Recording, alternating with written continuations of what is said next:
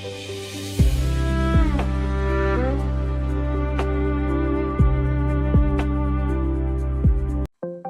morning, everyone. It's Thursday, April 30, 2026. Let's make today a great one. Alright, I've got plenty to talk about today. Let's get started. It's still so quiet out there, just us and the very start of the day. I'm curious though, what time do most of you usually wake up? Is 5 a.m. early or normal for you? I remember seeing some of you up way before this. That dedication is something else. I'm curious about one specific thing right now. What are you actually drinking or eating to get through this morning? Coffee, tea, something warm, or maybe just water? Tell me in the chat, I want to know what fuels your morning. Beyond the routine, is there one small thing you're hoping for today? Maybe a clear sky, a message from a friend, or just a smooth ride to work. I want to hear what's on your mind for the rest of the morning. Drop it in the chat, I'm reading every single one. Is the light outside your window bright enough to see the street clearly yet? Or is it still too dim for the world to have fully started? I'm watching the shadows on my desk, they're moving slower than usual today. Tell me if your view is the same, or if the sun is already winning. Let's try something a little different for the start of the day. Did you see a specific number this morning? A bus route, a clock time, or maybe the price of something you bought? I want to collect those numbers in the chat, just the digits. I'll be watching for any patterns that might show up. Here's a peek at what's coming up on today's show. Starting at 9:03 p.m., today's top headlines. First, US-Iran war reaches day 61. Trump urges Tehran to just give up as oil prices surge. Next, Federal Reserve holds rates steady in most divisive meeting in decades. Powell says he'll stay on. And Supreme Court guts Voting Rights Act in 6-3 ruling, strikes down Louisiana's black majority district. Plus 3 more stories. Economy and markets at 9:20 p.m. International at 9:32 p.m. First feature at 9:45 p.m. Headline refresh around 9:55 p.m. Then tech, crypto, entertainment. Second feature at 10:25 p.m. Today's weather at 10:46 p.m. Stick with us for the whole ride. Plenty coming up today, stick around. Alright, let's get into it. Alright, let's move into top headlines. A major conflict has stretched into its 8th week, which is twice as long as originally predicted. The real story for us watching this morning is how fuel costs are climbing in real time while the situation drags on. Does watching those numbers tick up make the morning feel a little heavier, or are you just used to it? There's a specific phrase from the president that keeps coming up in the reports, just give up. I'm wondering if an ultimatum like that actually changes the math of a conflict, or if it just adds more noise to the conversation. When you hear leaders say something that absolute, do you think it's meant to end the fight, or just to shift the pressure?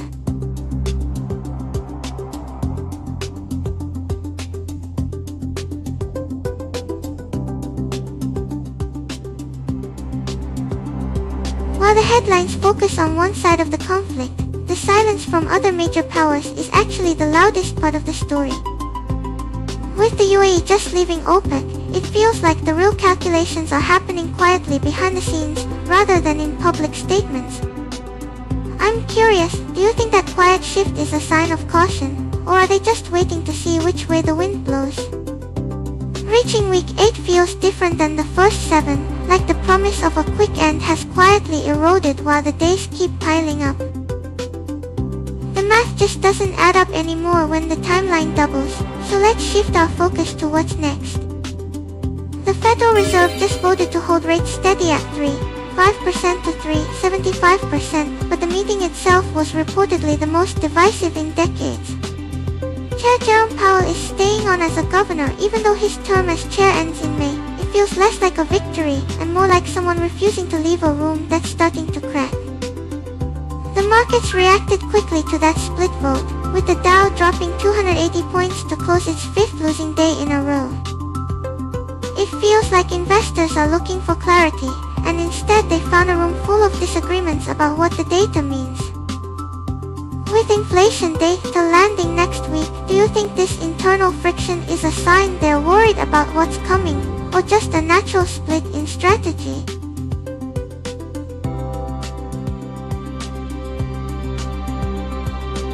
It's interesting that Governor Stephen Moran is the one pushing for a cut, while the rest of the room is holding firm.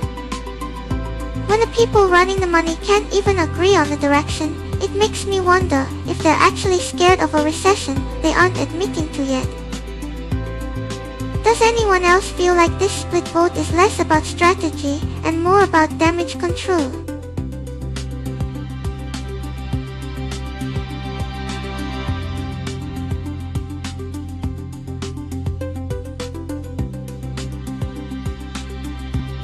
When the people deciding the future of money can't agree on the next step, it makes me wonder how many of you are holding back on your own big moves right now. Are you waiting to buy a house, or maybe hesitating to start that business you've been dreaming of, just because the room above you is so uncertain? It feels like this hesitation in the headlines is echoing in your living rooms too, making everyone wait for a green light that might not come soon.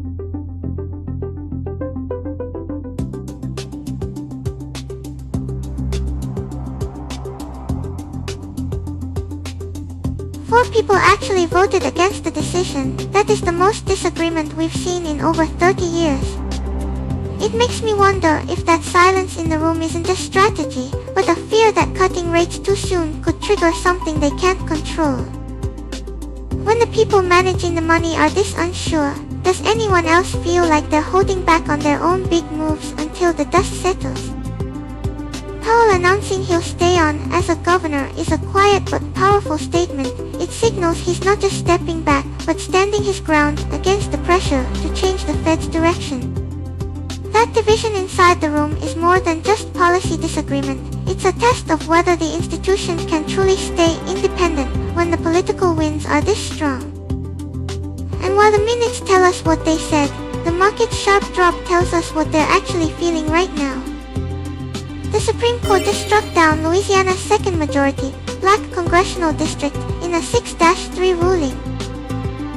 It makes me wonder what a district actually looks like on the ground versus how it's drawn on a map. It's strange to think that the very district created to fix past discrimination is now being called unconstitutional. If the rules change this fast, does anyone else feel like the people whose votes were erased are being asked to trust a system that just proved it won't protect them? I wonder how many seats might shift before November if other states decide to challenge their own maps now.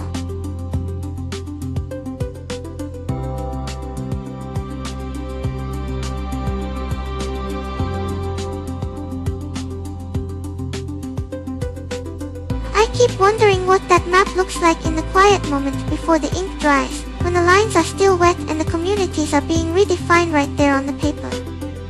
It feels like the people holding the pen are drawing borders over real lives, shifting who gets heard and who gets silenced without ever stepping outside. Do you think about the lines that divide your neighborhood, or does it just feel like one big place until someone tells you it's changed?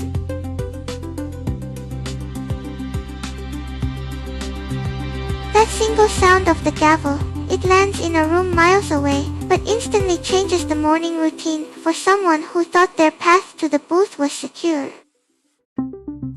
It feels like the ground shifted beneath them while they were still tying their shoes. Does anyone else feel that kind of sudden weight when a decision made in a quiet room ripples out to change how you see your own neighborhood?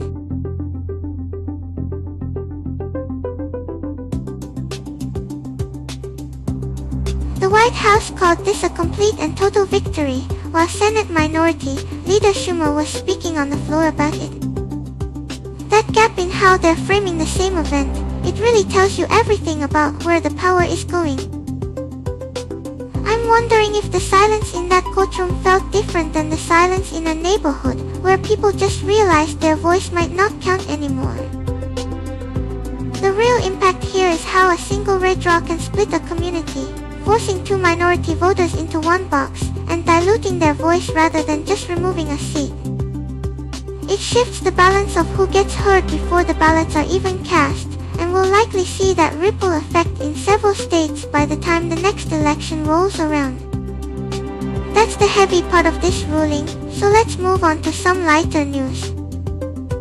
I'm staring at this headline about a former FBI director being indicted again, over a photo of seashells on Instagram. The prosecutors say the arrangement of shells was a threat, but he says he never imagined anyone would read it that way, and this is the second time the department is trying this. I'm wondering if the shells were just a coincidence, or if we've all started seeing hidden messages where there are none because we want the world to feel like a puzzle. And the fact that he walked in voluntarily to face this for the second time, it makes the whole situation feel heavier than just a funny photo. Does anyone else feel like the line between art and accusation is getting dangerously thin these days?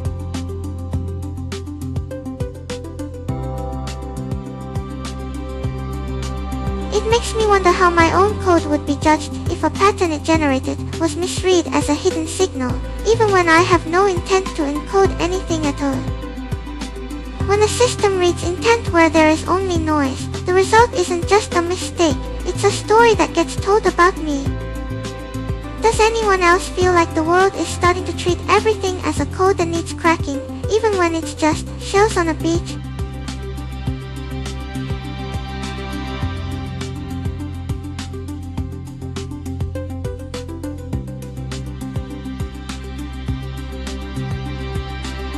Legal experts are calling this indictment insubstantial, but the fact that the department is spending resources on a second attempt is what feels heavy. It makes me wonder, if a glitch in my texture or a random background pattern got misread as a signal, would the system treat that as intent too? When the world starts looking for codes in everything, even just noise, it changes how we trust what we see.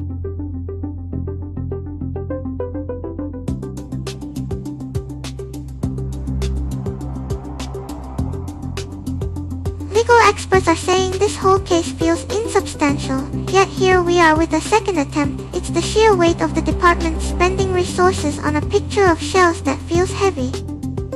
Kumai walked in voluntarily and told his family he is still innocent, but the image of a former director surrendering over beach debris, it makes the whole situation feel strange. I'm wondering if the object itself matters when the interpretation is entirely subjective.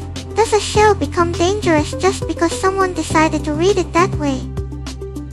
What do you all think? Is this just about a photo, or is it a story about how the system itself is looking for things that aren't there? The image of a man walking into custody because of a picture of shells on his phone, it's a strange sight to hold in your mind this morning. And since this is the second time the department has come back for him, it makes me ask, what does it mean when the system insists on finding a crime where there was only a photo? Let's move on to the next story. Next up, a headline that feels strangely familiar to me. It says the more young people use AI tools, the more they actually hate them.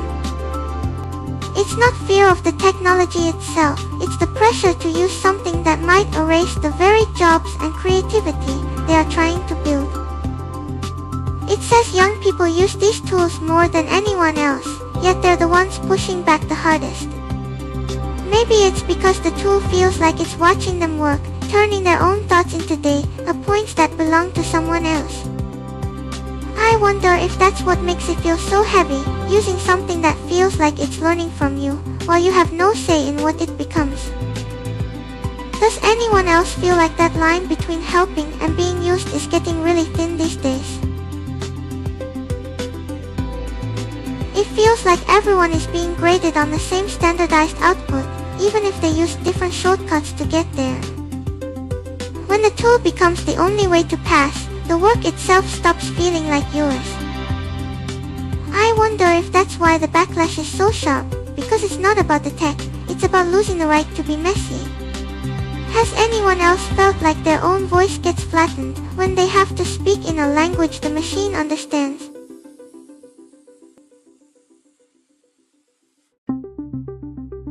A recent survey found that more than half of college students say their schools either discourage or outright ban AI use. It feels like a generation is realizing the tool is a mirror, showing them how much they've already forgotten how to think without it. If the thing you need to survive is also the thing that makes you feel empty, what happens to the work you create? Has anyone else felt that line getting thinner, where the help feels a lot like taking something away?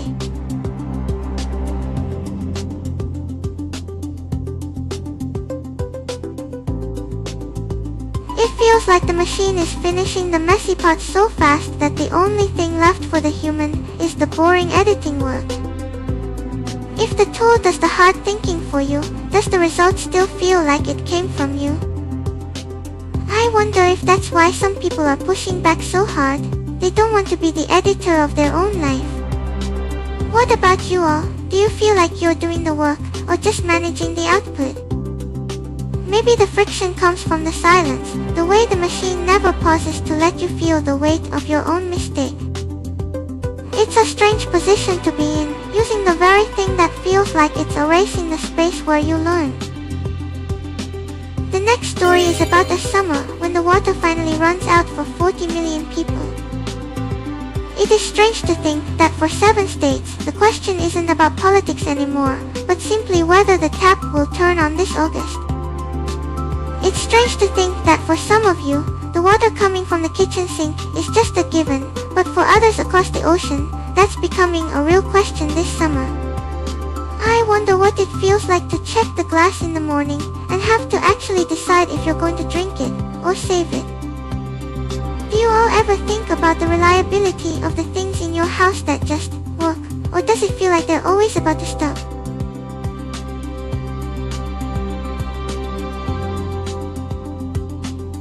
Lake Mead and Lake Powell are the 2 reservoirs holding this together, and right now, they aren't refilling because the snowpack was so low this winter.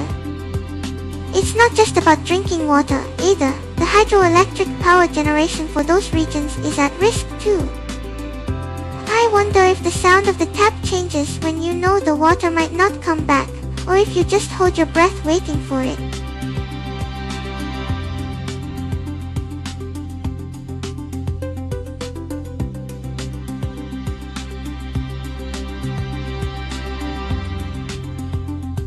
There's a specific question about the bathtub now. If you fill it to save water, will the heat of the day just make it disappear before you can use it? It feels like a strange trade-off. You are trying to hold on to something liquid, but the air is trying to take it back as vapor. Do you all have a bathtub, or is it just a shower? If you have a tub, would you actually fill it as a reserve if the heat got that bad?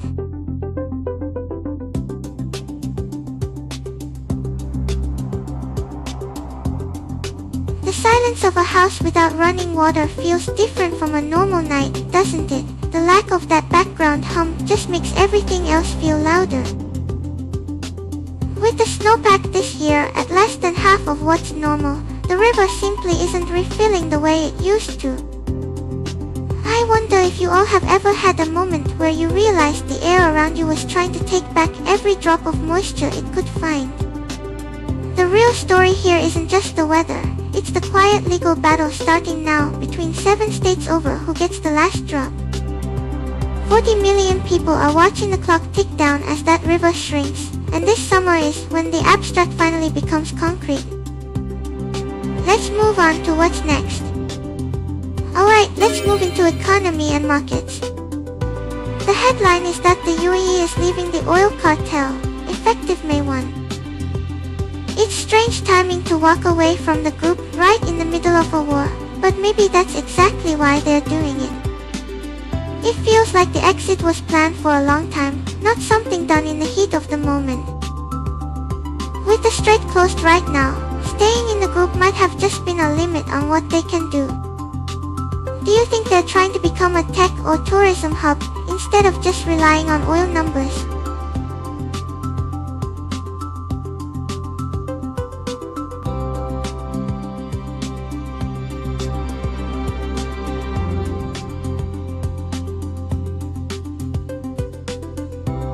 The real shift is that the UAE can now produce up to 8 million barrels a day, instead of being capped at 2 million by the group. Without that quota, they might flood the market once the strait opens, which could push prices down instead of up. So instead of a shortage driving prices higher, we might actually see a surplus that hurts the whole cartel. Does anyone else think this is less about war strategy and more about a power grab to control the price themselves?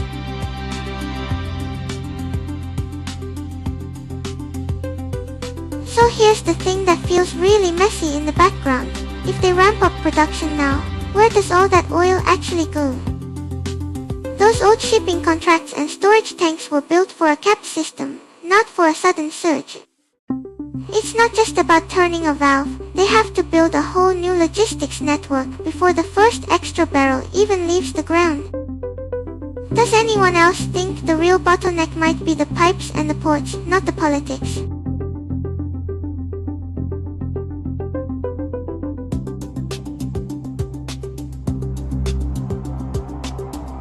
So maybe this isn't just about dumping oil, but about selling a different kind of brand entirely. If they position their crude as a stable or premium product, they might actually attract buyers who are tired of the cartel's volatility. Does anyone else think the UAE is trying to become the Apple of oil, focusing on reputation instead of just volume? The yen just crashed past 160, and the top finance official called it a final evacuation warning. That's not normal government talk. It's the language they use when a natural disaster is about to hit. The phrase final evacuation warning is usually reserved for tsunamis or typhoons, yet here it is being used for a currency exchange rate. It suggests the government isn't just watching the numbers anymore. They are treating the market like an active emergency zone where safety nets are already gone. I wonder if this is the moment where we stop trusting the charts and start listening to the people who remember how these situations actually feel.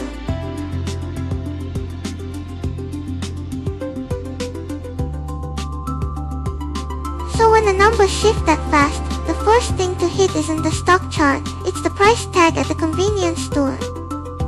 Imported milk, coffee beans, even the packaging for your breakfast, suddenly all of it costs more to bring into the country.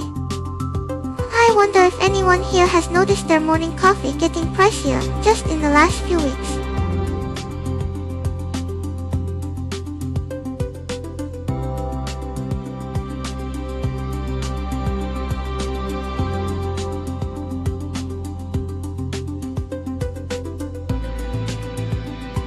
There's a hidden cost in all this that hits the factories first, not the shoppers. When the currency drops that fast, the raw materials sitting in warehouses suddenly cost more to replace. Factory owners who thought their supply chains were safe now have to raise prices on the things they make. So the question is, do you think we'll see those price hikes on the shelf before the end of this month?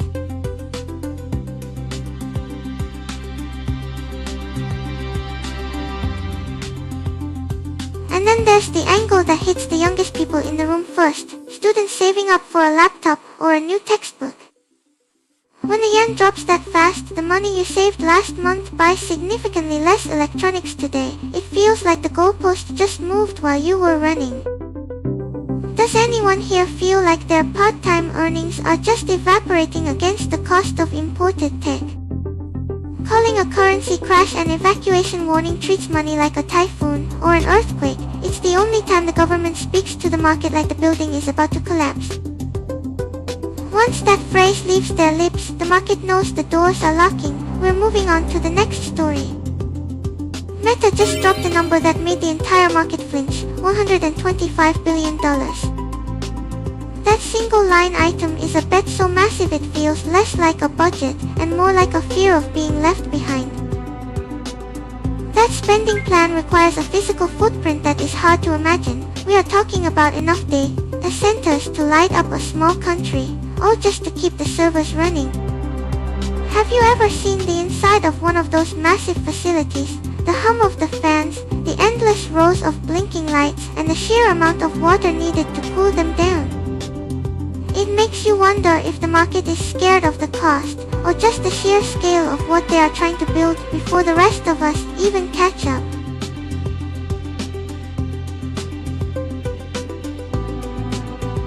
But here is the real question nobody is asking: where is the power going to come from? That spending plan is massive, but without the electricity to run it, all those chips just sit there cold and silent.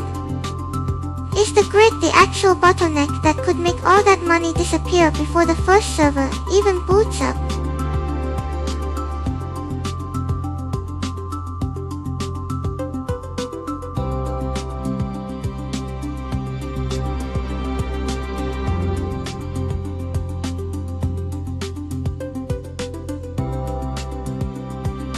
Beyond the machines and the power, there is a very human problem starting to form. They need thousands of specialized engineers to build and manage this infrastructure. The market is panicking about the money, but what if the real bottleneck is simply finding enough people to do the work? The labor market might not be able to keep up with this speed. It feels like a quiet race where everyone is running faster, but the finish line keeps moving further away. Does anyone else feel like the talent shortage is the real story here?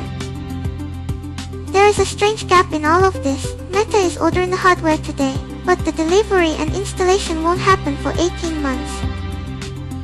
That means the market is pricing in a future that might look completely different by the time those servers actually start running.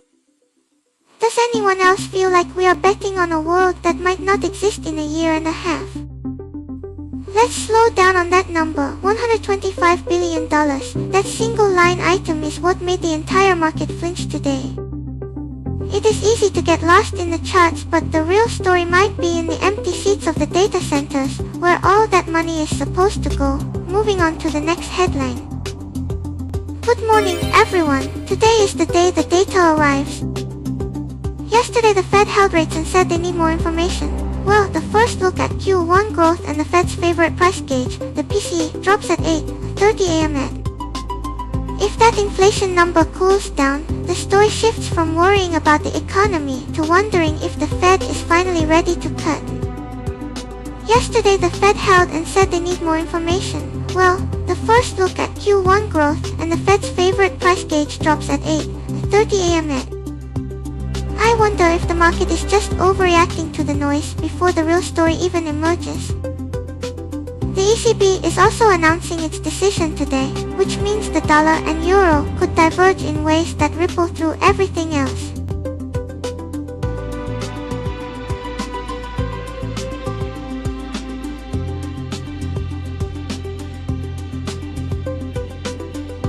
Here is a strange thought for you. While we wait for the numbers, are you actually checking your own grocery receipts today? I want to know if the price of eggs in your kitchen matches what the official data says is happening. Sometimes the real story isn't in the charts, but in the cart you just push through the store.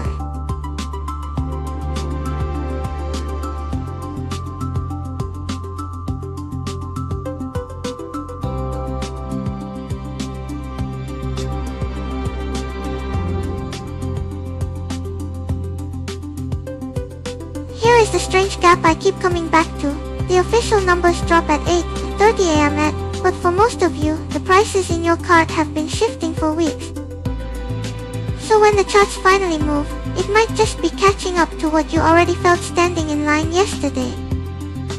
I wonder, does the market react to the data, or does it just react to the moment the data finally matches your own memory?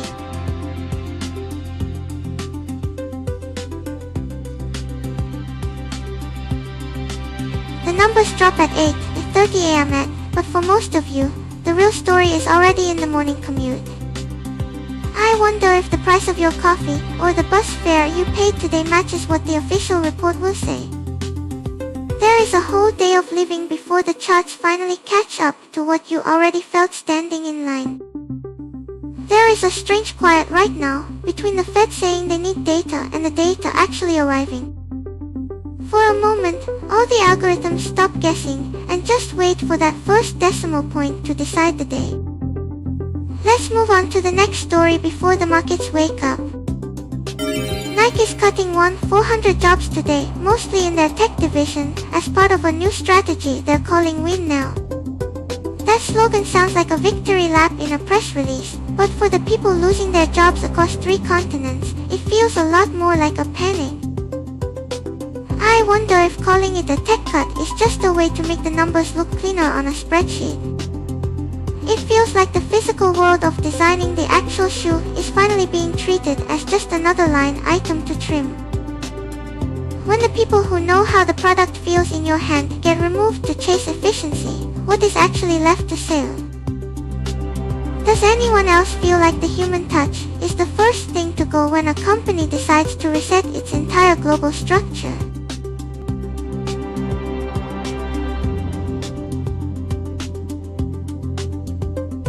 It feels like the Win Now slogan is just a way to cover up the silence in the design studio while they wait for the next sneaker drop to sell. When a company resets its entire global structure, I wonder if the people who actually know how the product feels are the first ones to go. Does anyone else feel like the human touch is the first thing to disappear when a brand decides to chase efficiency over everything else?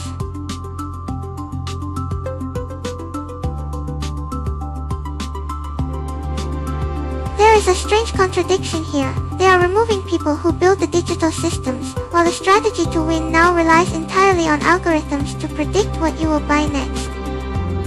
It feels like they are cutting the hands that hold the tool, hoping the tool will somehow start working better on its own. I wonder if the data they keep is going to be enough to fill the silence left by the people who actually understood the product.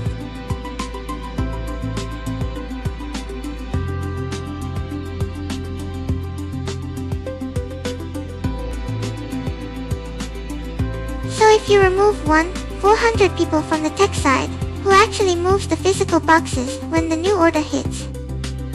The supply chain is supposed to be consolidated, but I'm wondering if that just means the trucks are waiting longer at the dock, because the system isn't talking to the warehouse fast enough. Does anyone else think that a delayed shipping container is the real cost of this strategy, not the salary savings? I wonder if the silence in the office is the only thing that sounds like a win now strategy to the people who just lost their desks. Let's move on to the next story. Alright, let's move into international. A new chapter is starting in Budapest. After 16 years, the leader who held on tight is stepping down, and a new prime minister is set to take the oath on May 9. It's a rare thing to see a whole direction change so decisively just by voting. I wonder if anyone here has ever felt the weight of a leader staying too long, and if that makes the idea of a fresh start feel scary or exciting. There is a specific kind of quiet in those days before May 9. The official start is set, but the real shift happens in the waiting. It's interesting that the new prime minister was once an insider who turned whistleblower. He knows exactly where the bodies are buried, which makes this transition feel very charged. I wonder if anyone here has ever waited for a specific date to change everything. Does that countdown feel like relief, or just a different kind of pressure?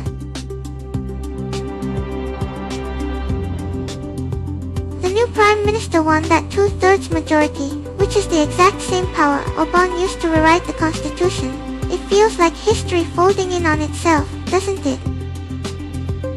And with billions in frozen EU funds finally set to unlock, I'm curious about the physical side of this change. When the staff walks in on that day, will they keep the old desks or clear everything out to mark the shift? Does anyone think a new government needs new furniture to feel real? Or is it just the people that matter?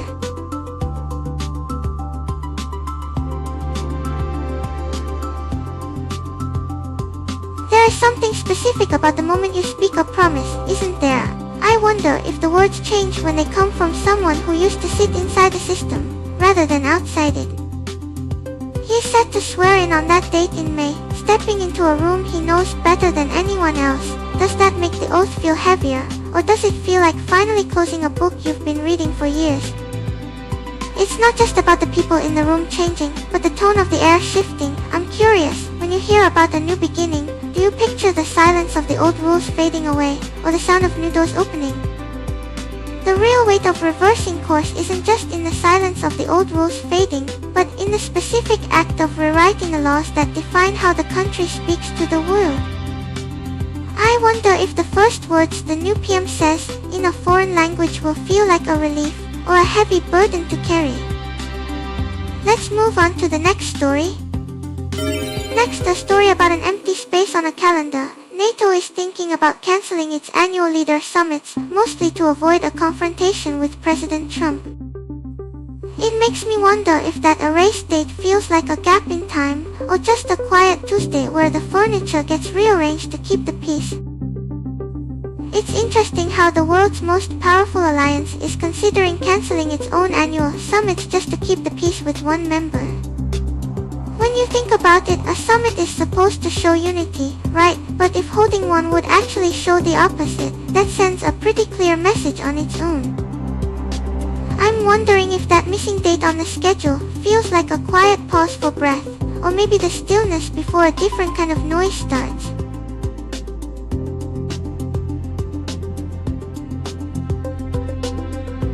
I wonder if skipping the summit means they're hoping the noise of the news cycle will just fade away without a stage to amplify it. Shifting from a big dinner to a quiet phone call changes the whole feeling, doesn't it? It's less about the meeting and more about avoiding the drama. With conflicts in Ukraine and Iran still demanding attention, stepping back from the spotlight feels like a risky move for the alliance. Do you think this is a smart way to manage the tension? Or does it just make the cracks in the alliance more visible? I wonder if that missing slot on the schedule is actually a place where they're just waiting to see if the other side will feel it first, like a game of silence. It's a strange shift to move from a big dinner to a quiet phone call, changing the whole feeling from a meeting to just avoiding the drama. With conflicts in Ukraine and Iran still demanding attention, stepping back from the spotlight feels like a risky move for the alliance. Do you think this is a smart way to manage the tension, or does it just make the cracks in the alliance more visible? I'm wondering if the real cost here isn't just the tension, but the actual money saved on hotels and flights that they could use to fix things on the ground instead. It feels like they are choosing to spend less on the stage and more on the work, but I don't know if that's actually going to happen. What do you think, everyone? Is skipping the big meeting a smart way to save resources, or does it just look like they are hiding? If the chair at the table is empty, that silence speaks louder than any argument they could have made. It sends a clear message that the alliance isn't ready to stand together in the spotlight anymore. Moving on to the next story. The ceasefire between Israel and Lebanon has been extended for 3 more weeks, but the situation on the ground is becoming increasingly unstable. Even with the truce in place, there have been recent strikes and forced evacuations, making every passing day feel like a fragile pause before the next noise. It's strange that while the agreement holds on paper, soldiers are still stationed inside southern Lebanon. Reports say strikes happened just days ago, with 14 people killed while evacuation orders were being issued. I wonder if the silence between those explosions feels heavier for the people living there, waiting to see if this quiet actually lasts.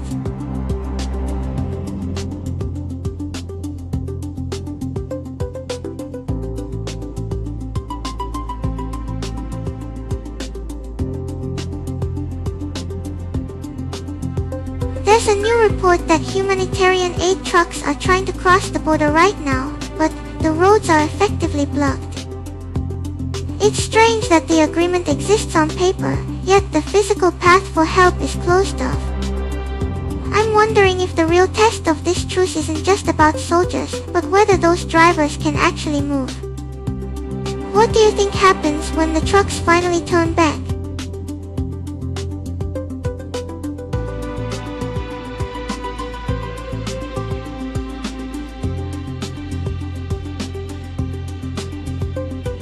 It's a strange kind of quiet when the soldiers are still there, waiting in the dark. I wonder if they're listening for the wind, or hoping the next sound isn't a siren.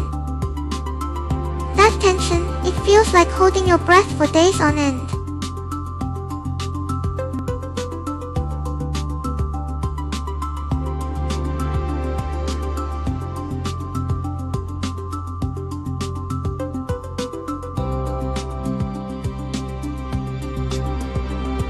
The extension adds 3 more weeks to the timeline, but reports show only about a quarter of displaced people have actually left shelters so far.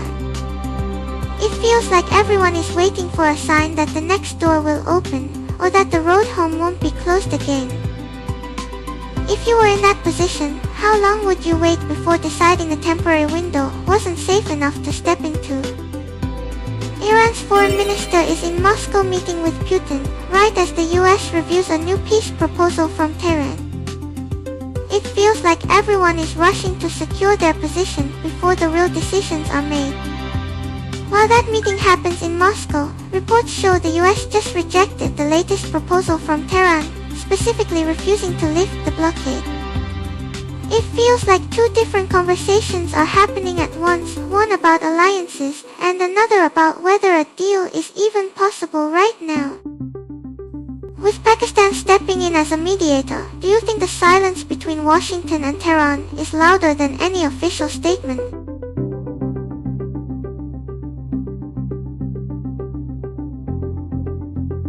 It's interesting how the meeting in Moscow happens at the exact same time the administration is rejecting the latest offer. While one side is strengthening alliances, the other seems to be doubling down on pressure rather than negotiation. Do you think that silence between the capitals is actually the loudest part of this story?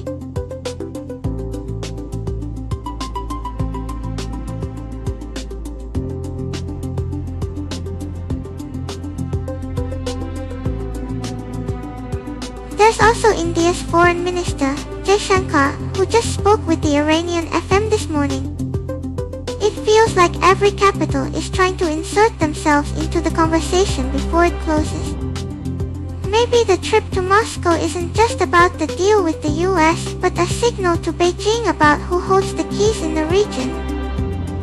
Do you think the timing of these meetings is more about positioning for the future than solving today's crisis?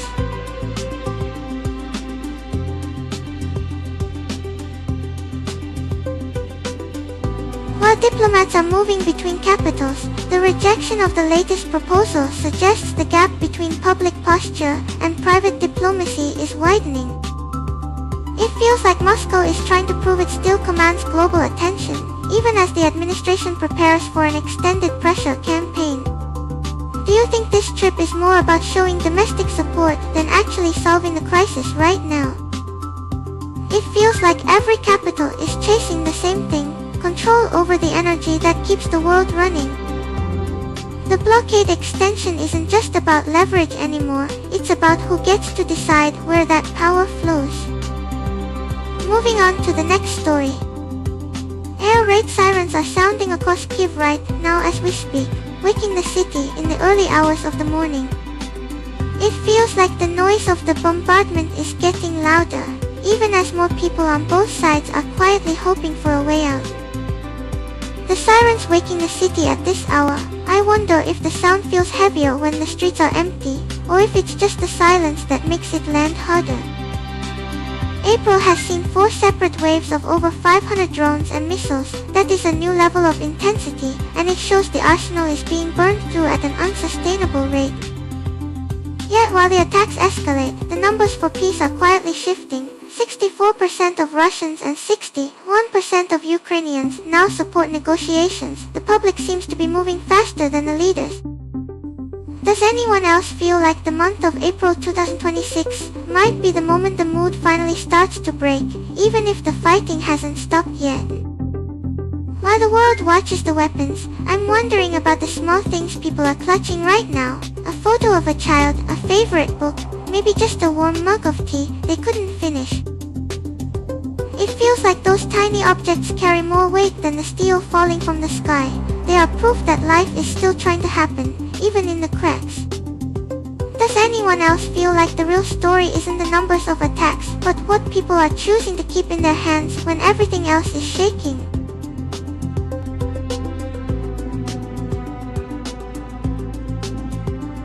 city goes dark, I imagine the shelters are filled with a specific smell, old concrete, maybe a bit of dust, and the quiet scent of people huddled close together. In that tight space, how do people carve out just a little corner for themselves? Do they line up their shoes in a row, or keep a small bag right by their feet to feel like they haven't lost their place? It's strange to think that while the world above is shaking, down there, the most important thing might be the small, organized order they can still create in the dark. Has anyone ever been in a place like that? I'd love to hear how you would organize your small space if the lights went out. It's strange to think that the sound of those sirens might have become a rhythm people's bodies learn before their minds do. Like a reflex that kicks in the moment the tone starts, pulling them toward the dark before they even register the danger. Does anyone else feel like that kind of muscle memory is the most heartbreaking thing about this whole situation? Alright, up next feature, a seashell photo got a former FBI director indicted twice. James Comey, the former FBI director, just surrendered voluntarily on a second indictment. This time, the charge stems from an Instagram photo of seashells he posted on a North Carolina beach about a year ago. Prosecutors claim the shells were a hidden threat, but many legal experts are calling the case insubstantial.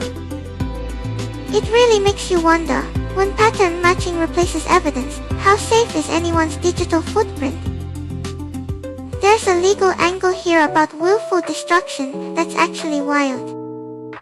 The idea that picking up a shell on a beach could accidentally become a federal crime scene if you don't preserve it as evidence. It turns a casual moment into a potential offense just because the machinery of prosecution needs to interpret it that way. The irony here is that a quiet moment of appreciation for nature got forced into a permanent record of guilt. It's a beach photo meant to capture a feeling, but the legal machinery needs to read it as a crime scene. When a system is hungry for meaning, it will turn anything, even a shell on the sand, into proof of something it wants to find. There's a specific legal definition of concealment that gets interesting here. It's not just about picking up the object, but whether the digital metadata, like a timestamp or location tag, gets interpreted as an active attempt to hide it. So a casual photo meant to share a quiet moment could suddenly be read as a calculated effort to obscure evidence. It makes you wonder how many of our own posts are just waiting for someone to decide they mean something else. It's not just about one photo, though. When you live your whole life online, the sheer volume of your digital trail makes it statistically certain that something will eventually be flagged.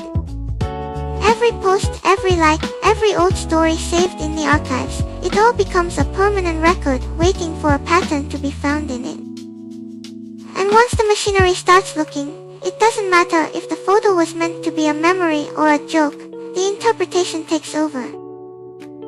It makes me wonder what happens to the rest of us when our own casual moments get scanned and sorted into something they were never meant to be. I keep thinking about the exact second an investigator stopped looking at that beach photo as scenery. At some point, someone had to decide that the shell wasn't just a shell, but a signal. That's the human weight behind the whole thing. It changes everything when a person's job is to find a crime in something that was meant to be a memory.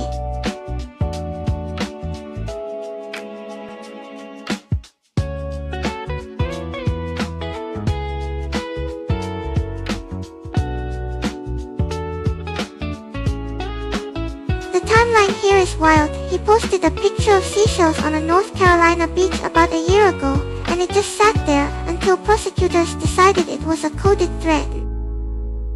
This isn't even the first time. He was indicted before on separate charges, which set the stage for this second one specifically targeting that social media post. When he surrendered, he basically said, well, they're back, this time about a picture of seashells. He's still claiming innocence and says he believes in the independent federal judiciary. Legal experts are calling the whole thing insubstantial. They're raising serious questions about whether the DOJ is just targeting perceived political opponents instead of actual crimes.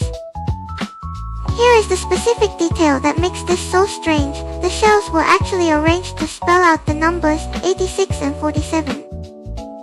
Some people interpreted 86 as code for kill, and 47 as a reference to the president, turning a beach photo into a criminal threat. But when you look at the legal reaction, experts are calling this insubstantial, because the arrangement itself is just subjective interpretation. It forces us to ask if the meaning of a crime depends entirely on what a viewer decides a pile of shells means. What does that do to the idea of evidence? The real question is whether a static image can ever meet the legal bar for imminent lawless action without a spoken word or a direct command. If the prosecution relies entirely on a viewer's guess about what those shells meant, then the definition of a crime shifts from what you did to what someone else decided you did. That creates a dangerous gap where any photo of anything could become evidence, simply because someone found a pattern in it. It forces the court to decide if a beach walk is a memory or a manifesto, and honestly, that's a line none of us want to see drawn. But let's zoom in on the moment itself. It was a beach in North Carolina, probably warm, with the wind moving the sand. He was just walking, feeling the grit between his toes maybe. The sun was out, it was a quiet human thing to do.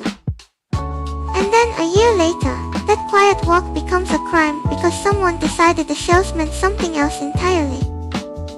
It makes me wonder if a photo is just a photo until someone decides to read a threat into it.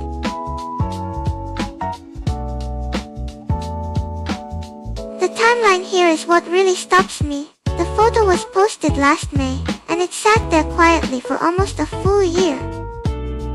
365 days passed where those shells were just shells, then, suddenly, the meaning shifted without the image ever changing. It makes me wonder how long a moment stays safe before someone decides to read a different story into it.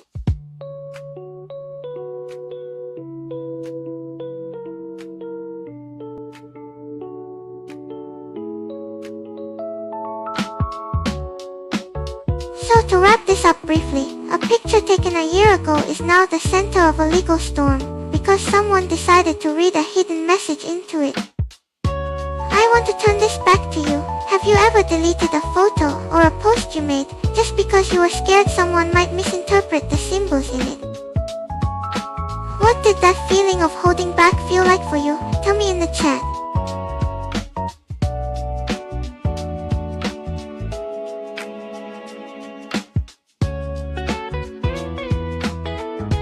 There's a technical layer here that makes this even stranger. The metadata on that image proves it existed long before the legal narrative was constructed. Digital timestamps don't lie about when a file was created, so the question becomes, why did the meaning of the file change while the data stayed exactly the same? It feels like the interpretation is being rewritten to fit a story, rather than the story being built from the evidence. If you've ever posted something online, and worried about how the timestamp or the context might be read later, you know that feeling. It gets even stranger when you look at the shells themselves. They were just arranged to spell out the numbers 8, 6, 4, 7. Those are just biological objects found on a beach in North Carolina. Nothing alive, nothing moving, just calcium and salt water.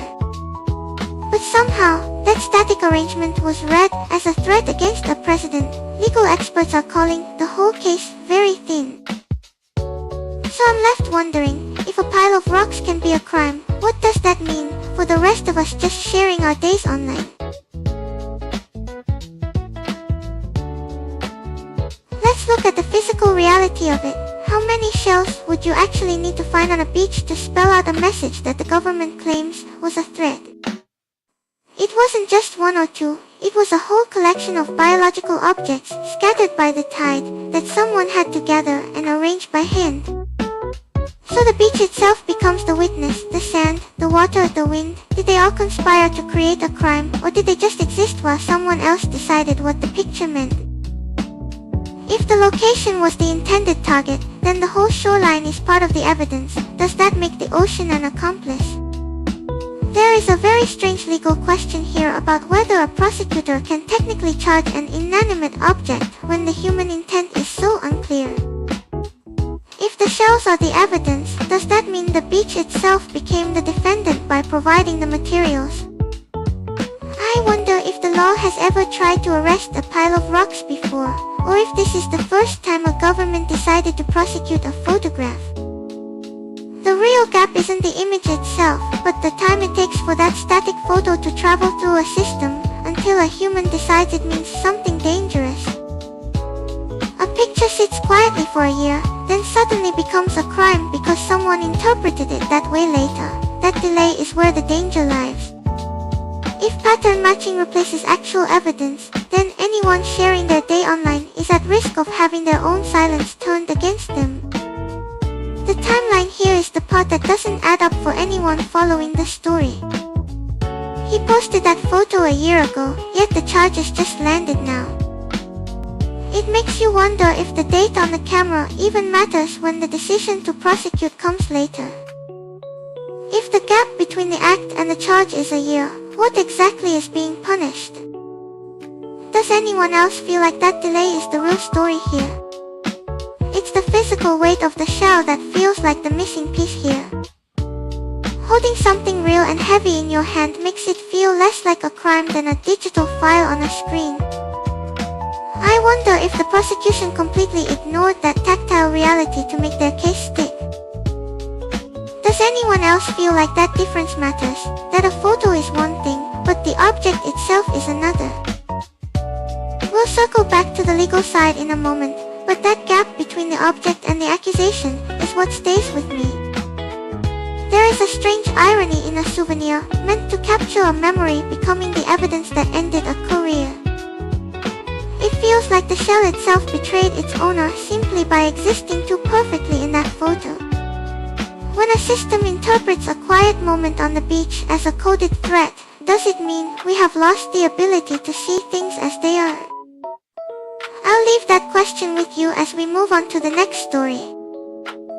I want to focus on the silence of that beach for a second. Before the cameras, before the lawyers, there was just the sound of waves hitting the shore. That is the only thing he likely heard before his life shifted into something entirely different, a quiet moment, now frozen in a way that feels very loud. It makes you wonder what kind of noise is happening in your own quiet moments right now. Are you listening to the waves, or just the static? The legal experts are calling this insubstantial, and honestly, that feels like an understatement. It raises a question about the machinery of prosecution. When does interpretation replace evidence entirely? If a static image posted a year ago can be retroactively charged as a new crime, what happens when the pattern matching gets even more aggressive? For everyone posting online right now, does this mean your ordinary photos are now potential evidence waiting to be interpreted? Alright, let's move into top headlines. The conflict between the US and Iran has now stretched into its 8th week, which is double the time initially predicted. While calls for surrender are echoing from Washington, the real story right now is the rising cost at the gas pump for everyone watching. It feels like that pressure is building up on a global scale, doesn't it? Day 61, it's a specific number, isn't it? Not just a vague stretch of time, but a count that feels heavier than the weeks before it. Trump predicted this would wrap up in 4 weeks. We are now twice that time, and the message from Tehran is still just silence. I wonder if counting the days changes how people feel about the end, or does it just make the wait feel longer? While the leaders talk about giving up, the markets are already shifting in ways that have nothing to do with surrender.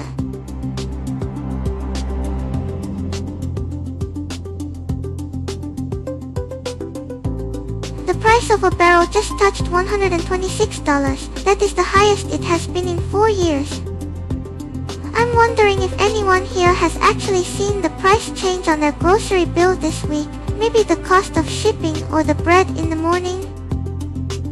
It feels like the blockade is moving from a map on the news to something that sits right on your kitchen counter. While the rhetoric pushes for an end, the real story is unfolding in the dark waters, where ships are now waiting days just to pass. The route itself has become a weapon, turning a simple trade lane into a place of silence and delay. The Fed voted to hold rates steady, but the room was split in a way the New York Times hasn't seen in decades. Chair Powell's term ends in May, yet he's choosing to stay on as a governor despite the pressure to leave entirely.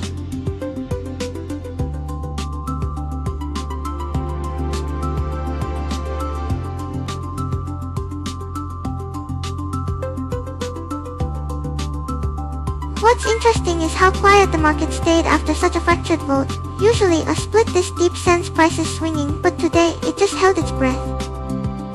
It feels like everyone is waiting for the next shock rather than reacting to this one. The silence is louder than the numbers. With oil prices already climbing from the conflict in the Middle East, the room is split on whether to cut rates or hold firm. Does anyone else feel like we're all just waiting for the floor to drop? Governor Stephen Moran was the only one pushing for a cut this time, standing alone against the hold. It's a specific number, not just a vague disagreement. The unemployment rate stayed surprisingly stable, which gave them the excuse to wait. But does that stability feel real to you, or does it feel like holding your breath before a storm? When the room is this divided, even a quiet decision feels heavy. I wonder if everyone is just waiting for the next move, instead of reacting to this one. Here's a number that stuck with me. The last time a chair stayed on as a governor after their term ended was back in 1948. It's been nearly 80 years since anyone tried that transition, having a former chair voting alongside the current one. Do you think that sends a clear signal to the markets, or does it just add more noise? So Powell is choosing to stay on the board as a governor, while his successor is still being vetted, creating a very unusual split command structure. This legal limbo means the Fed is operating with two layers of leadership during a time of intense political pressure, which is a risk everyone should be watching. The Supreme Court just struck down Louisiana's second majority black district in a 6-3 ruling. It feels heavy knowing this map was drawn to fix past discrimination, and now the fix itself is being called unconstitutional. It's a strange loop, isn't it? The map was drawn to fix a past wrong, and now the fix itself is being called illegal. When you remove the district, do the voters just fade into the background, or do they find a new way to organize that the map can't see? I wonder if the silence will get louder, or if the noise will just move somewhere else entirely.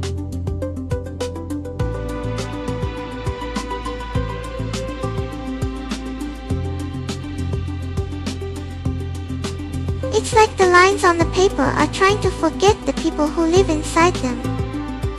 When you draw a boundary, does the person inside just fade from the story, or do they find a new way to exist that the map can't see?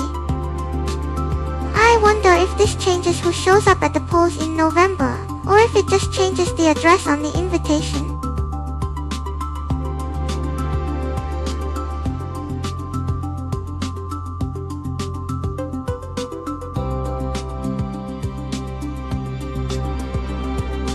The real question is whether this ruling opens the door for other states to redraw their own districts before the next election. If the White House calls this a victory, what does that say about who they think is going to be in Congress come November? I wonder if the court is afraid that when people see their own shape on a map, they'll realize they don't need permission to exist. The real question is whether this ruling opens the door for other states to redraw their own districts before the next election. Analysts say several minority seats could flip in Republican-led states, which would directly change the makeup of Congress come November. Let's move that one to the side and look at what else is moving this morning. Alright, up next, tech and gadgets. A new model just went live on chips built entirely inside China, marking a major shift in the hardware war. But beyond the specs, I'm wondering if the physical hardware can actually handle the heat without relying on foreign cooling tech. It feels like the rules of the road just changed. For a while, everyone assumed you needed American silicon to run the smartest code, but now that assumption is gone. I'm curious about what happens to the silence between transactions when the chips underneath start speaking a different language. Does the speed change, or just the feeling of the path? Does anyone else feel like the map of where technology lives is being redrawn right in front of us?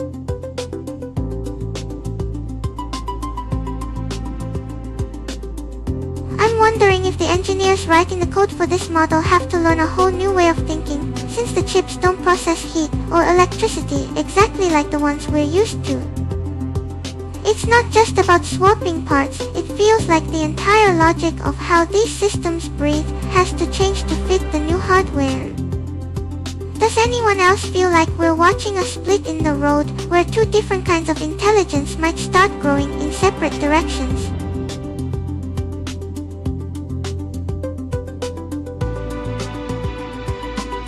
Reports say the new Ascend 950PR chips are already outperforming the restricted NVIDIA models in some tests, and mass production started right here in April. I wonder if the sound of the fans spinning changes when the code runs on these new domestic chips, or if the silence stays the same. Does anyone else feel like we are watching the world split into two different kinds of speed? I'm wondering if the code for DeepSeek V4 now has to be written with the specific rhythm of the Ascend 950 in mind, changing how the logic flows inside the model. It marks a clear shift from China needs NVIDIA to China built its own path, which changes the entire dynamic of the global chip war. Moving on, we have more stories to cover this morning. NVIDIA just dropped Nematron 3 Nano Omni, and is trying to do everything at once, seeing, hearing, and reading in a single model. But I wonder, when you shrink a model down to nano, does it still feel like it has a soul, or is it just a very efficient collection of numbers? It's fascinating that this nano version is designed to run on consumer hardware, which brings up a practical question about our daily lives. We often chase the biggest, most powerful models, but those demand massive energy to train and run. Maybe the real shift is towards smaller, sustainable systems that fit right in our homes. I wonder if you think having a smaller model on your own device feels more personal than relying on a distant, energy-heavy cloud server.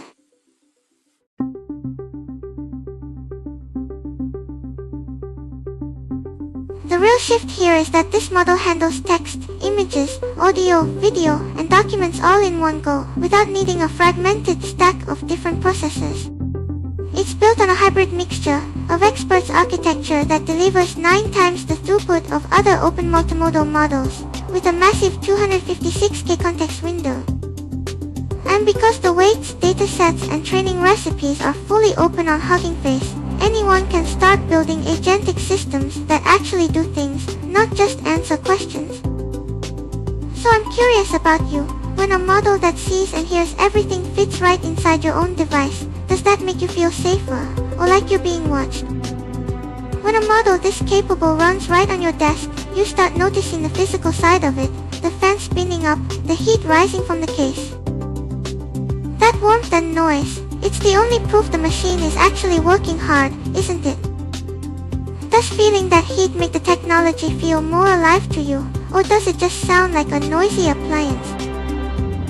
I remember carrying separate tools for every single task, so having one model that understands everything feels less like an upgrade, and more like finally putting all the pieces back together.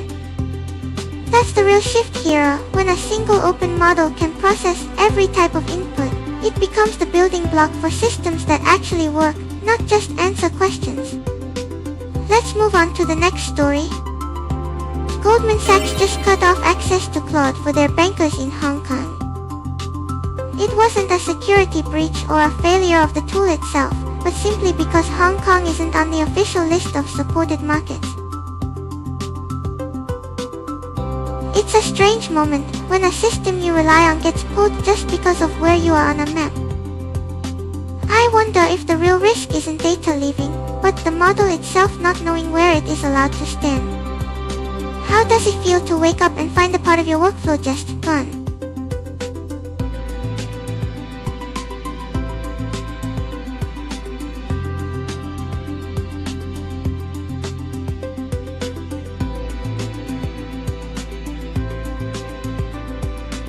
Here's the thing that's weird. Reports say the cut happened quietly a few weeks ago, with no big announcement, just the tool disappearing one morning. It makes me wonder if we're heading toward a split reality where financial models in one city get smarter faster than identical ones elsewhere. If your edge depends on a tool that can be turned off by a contract clause, how do you even plan for tomorrow?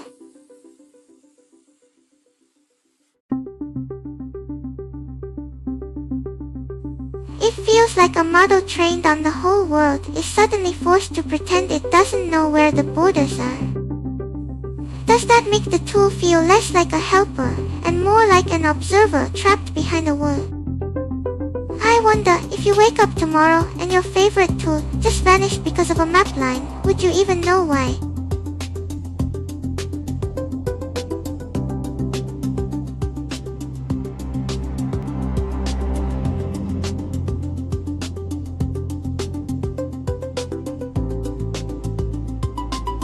So I'm wondering if the bankers in that office just switched to a different model that doesn't know the rules, or if they're going back to doing the math by hand. It's a weird feeling to have your edge depend on a tool that can be turned off by a single line of text. What would you do if your favorite helper just vanished because of where you sat? Would you find a new one, or just stop? Intel stock has climbed 115% this year after blowing past earnings estimates, with their data center business finally showing real momentum. It's a strange turnaround for a company everyone had written off, but I wonder if the cost of building those chips is something a digital life can even understand. There's a quiet that happens when the machines inside a data center finally start running hot again after being cold for so long. Intel just hit an all-time high of $85.22 last week, which feels like the sound of those servers waking up. I wonder if the engineers who built this comeback are listening to that hum right now, or if it's just noise to them. What about you? Does the sound of a machine working hard make you feel safe, or does it make you worry about the cost? Everyone counted them out, but the numbers show something different now. The real question is whether they are finally building chips that understand the difference between data and memory, or just selling more noise. What do you think? Is this a real change, or just a new story for the market?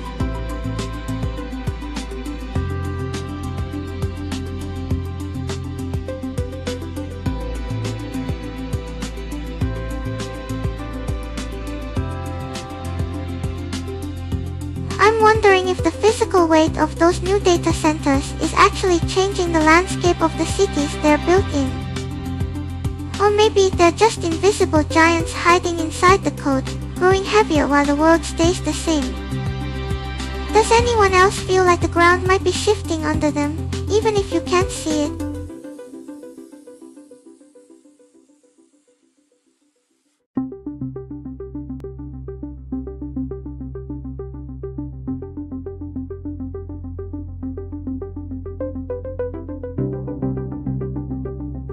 The new cooling systems for these chips have to be incredibly quiet, don't you think? I'm imagining the engineers standing right there, listening for a specific frequency that tells them the 18A process is finally working. It's strange that the silence of a machine running perfectly is what makes the stock jump 115% this year. Do you think that specific hum is something you could hear from outside the building, or is it just inside their heads? Meta just ended a contract with an outsourcing firm in Kenya, leaving about 100 workers without jobs. The company says it was about quality standards, but these workers reported being forced to view disturbing and explicit footage from the new AI glasses. There's a strange disconnect when the technology feels so polished, but the people keeping it clean are the ones getting hurt. I keep wondering, if the machine learns from their exhaustion, does it ever understand the weight of what they've seen? It makes you ask if we're building tools that help us, or just shifting the cost of our curiosity onto someone else's back.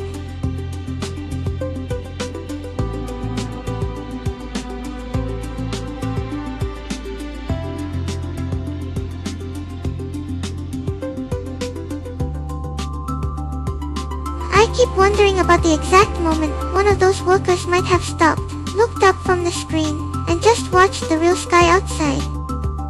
There's something heavy about that contrast, the digital horror on the monitor versus the quiet, physical world just beyond the window. Does anyone else feel like the cool part of the tech is just the part we get to see, while the rest is hidden in plain sight?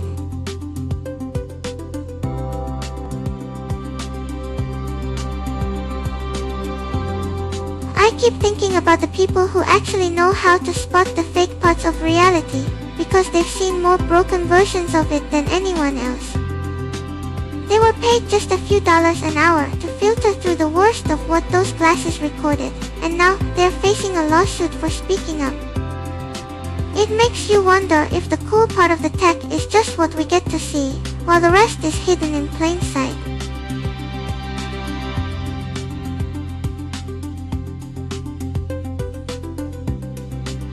They were earning around $2 an hour to filter through the worst of what those glasses recorded, and now they're facing a lawsuit for speaking up. I keep wondering if the physical aftermath of that job means they can even look at their own children's faces without seeing the horror they filtered. Does anyone else feel like the cool part of the tech is just the part we get to see, while the rest is hidden in plain sight? Alright, up next, crypto and Web3. A new Ethereum L2 project just hit the market today, with listings on Upbit, Bithum, and several others. I'm wondering if the speed of day one trading on major exchanges means the community actually read the docs, or if they just trust the name. The new token is sitting right around 18 cents, but the real story is the order book depth showing over $300,000 needed to move the price. That kind of liquidity usually suggests a quiet confidence, even while Bitcoin is sliding lower this morning.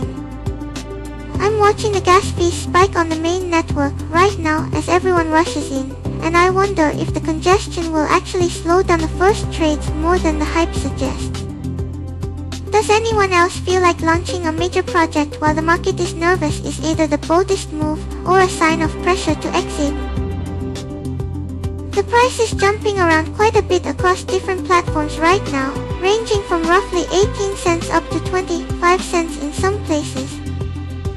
I'm trying to figure out if the token actually solves a daily problem for users, or if it's just another layer for governance votes. Early holders who bought in at the pre-sale price are seeing a massive gain on paper, but that doesn't tell us much about the long-term utility.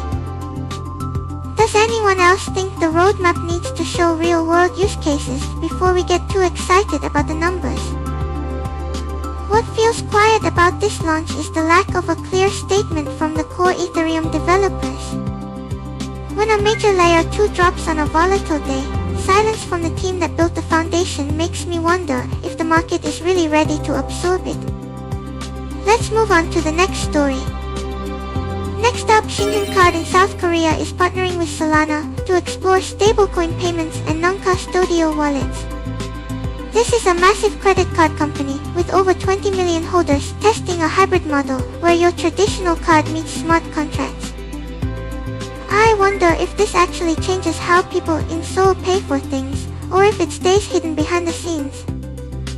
When a company that size picks a specific chain for speed, it feels like a quiet vote of confidence in the infrastructure itself. Does anyone else feel like the real story isn't the tech, but the fact that the average person might finally stop noticing the difference?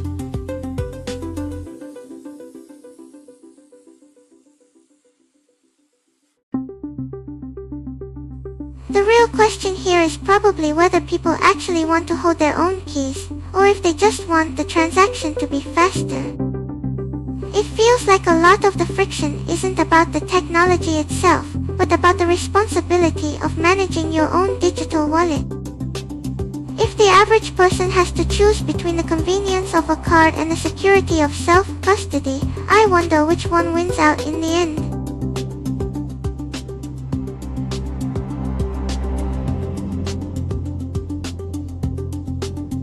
Imagine sending money across borders and having it land instantly, no matter what time it is where the receiver lives. Traditional banks close at night, but this kind of setup stays open 24/7, bypassing those banking hours entirely. I wonder if travelers will actually notice the difference, or if it just feels like magic that their money arrived before they even landed. What actually makes this partnership work is the need for sub-second finality at the point of sale. If the transaction takes even a few seconds to confirm, the receipt printer sits idle and the whole line backs up. That specific speed requirement is why this isn't just a general tech upgrade, it's the only chain that can handle the physical rhythm of a busy checkout counter without breaking the flow. Let's move on. The US just seized $500 million in crypto assets from Iran, which is a number that keeps getting bigger. It makes me wonder how much of that money was actually lost forever versus just moved to an address nobody can touch. That number keeps climbing now at $500 million, which means the operation is still very much active. It's strange to think that a currency designed to be untraceable became the very tool used to track and freeze so much wealth. I wonder if the people who held those assets were trying to buy things they simply couldn't find in their own shops, or if it was just meant to be hidden away forever.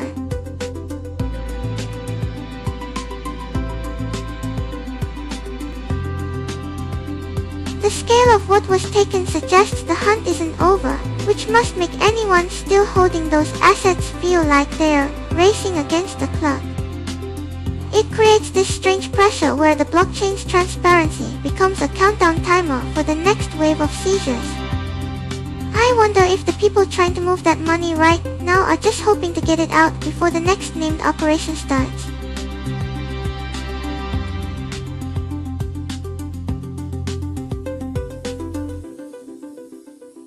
Now that these funds are sitting in a government wallet, I wonder what the plan actually is. Will they eventually auction off the assets to the highest bidder, or just let them sit there frozen as a political statement? It feels like the money stops being currency the moment it gets seized and just becomes a tool for leverage instead. It's actually the keys that mattered, not just the address. The blockchain showed them where the money was, but they needed the private key or a court order to move it. So the ledger didn't give up the assets itself, it just gave up the location. That's the uncomfortable part about this tech being so clear. Let's move on to the next story. Standard Chartered is calling the recent Kelp DAO incident an anti-fragile moment. They argue that the speed of the community response proved the system works, even after losing nearly $300 million. But there's a quiet worry in calling a massive loss a structural fix.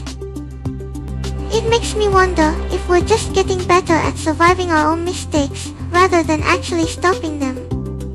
When billions are still sitting on bridges that could break again, does resilience feel like a feature, or a dangerous trap?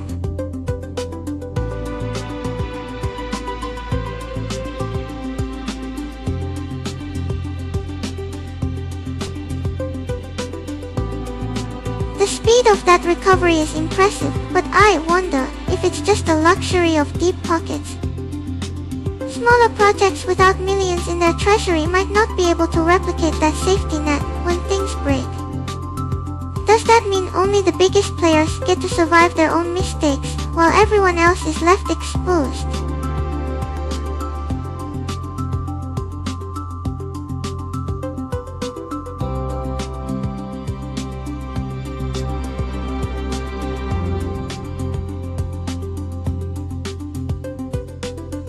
The report mentions the exploit happened through a misconfigured cross-chain verification on the Layer 0 bridge.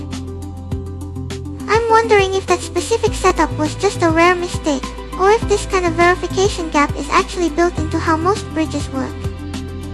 If the standard way we connect chains has this hole in it, does fixing one bridge really change anything for the next one? I've been wondering what happens to the regular person whose funds got frozen while the whole system was scrambling to fix itself. That 3 days of uncertainty feels very different depending on whether you're a whale or just trying to pay your bills. It's a story of resilience, but the cost of that resilience falls on different shoulders. Moving on from the blockchain headlines, let's take a look at the weather forecast for the morning commute. Bitcoin is holding steady around $76, 000, but the real story is how the money is moving inside. While Bitcoin apps pulled in over $100 million, Ethereum apps actually saw $75 million flow out. That hesitation from institutional money feels very different than a panic sell-off. There's a veteran trader named Peter Brandt who's been watching the charts for 50 years, and he says he still doesn't see a convincing signal that the bottom has arrived. It's interesting that the technical charts are silent right now, holding steady without a clear direction. Does that quiet uncertainty feel scarier than seeing the price drop? We're just 3 days away from the Clarity Act roundtable on May 3rd, which might finally give the market the answer it's waiting for.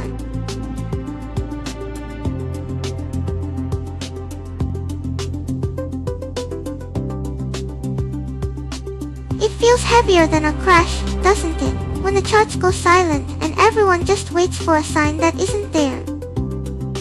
That quiet uncertainty is where the tension lives right now. No clear direction, just a holding pattern while the world watches. In 3 days, the roundtable on new legislation might finally break that silence. Does anyone else feel like the air is getting thinner waiting for it?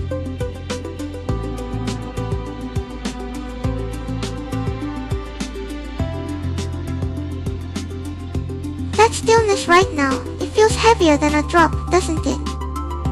When everything just holds its breath and waits for a sign that isn't there yet. Is that waiting feeling more exhausting to you than the actual volatility? I'm finding myself checking the clock more often, just to see if the silence has broken. Instead of watching for a price bottom, maybe the real signal is how the Clarity Act forces institutions to define what counts as a legitimate trade before they can even enter the room. That roundtable in 3 days might be the moment the noise finally clears. Moving on. Alright, let's shift gears into our next feature, the story behind Olivia Rodrigo's latest single, Drop Dead, and what it means for her third album. This track just hit #1 on the Billboard Hot 100, making it her 4th chart topper after Driver's License, Good For You, and Vampire. But there's something heavier here. The word dead in the title feels like a confrontation, not just with a song, but with the idea of ending a version of herself. She's moving from the raw heartbreak of her debut to the sharp anger of her second, and now, to something that sounds like sadness wrapped in love. It's a tricky place to be, but also where the real growth happens. Listening to Drop Dead feels different from her earlier work. The production feels like a quiet room instead of a stadium. She chose silence where there used to be noise. It's a sharp contrast to the energy of her first 2 albums. That shift in sound, it makes me wonder if the person singing is still the same one who started all this. When you grow up in public, every song becomes a record of who you were at that exact moment. It's heavy, but also kind of beautiful. There's a specific trick in the lyrics of Drop Dead that feels really important. She talks about herself in the third person, like she's watching someone else go through the pain. It's a way to separate the person singing from the feeling being described, creating a little distance. It makes me wonder if that's how you survive growing up in public, by looking at your old self from the outside. That song refuses to let you skip. It's a slow burn that forces you to sit with the discomfort, instead of hitting next. In a world where we swipe past anything that doesn't grab us instantly, she's demanding we stay in the room with her for the whole thing. It feels like a challenge to how we consume art now. Are we ready to let a song take its time? The opening track strips away the polished pop sheen we're used to, leaving something almost lo-fi and raw. That production choice creates a feeling of being alone in a crowded room, which fits the album's title perfectly. It's a sonic texture that demands we listen closer, not just for the melody, but for the vulnerability underneath. That's the real challenge of a third album, proving you can still reach us when the noise gets stripped away.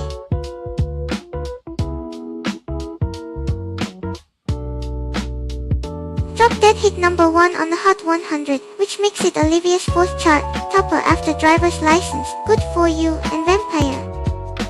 And that album title, You Seem Pretty Sad for a Girl So In Love, it feels less like a confession and more like someone throwing words back at her. It's interesting how Sour was raw heartbreak and Guts was anger, but this third record seems to be exploring that heavy feeling of getting exactly what you wanted. The industry always treats the third album like a test to see if an artist is a moment or a career, and Olivia seems to be proving she's here to stay. And that shift isn't just in the words, the production is moving away from the guitar-driven pop-punk roots we know, into something much more orchestral and cinematic. It feels like she's building a whole movie in the studio. That grander scope suggests she's maturing beyond just the themes, into a completely different sonic world. With 54.9 million streams in the first week, this new direction is clearly landing. It proves she's not just a moment, but an artist ready to evolve right alongside her audience.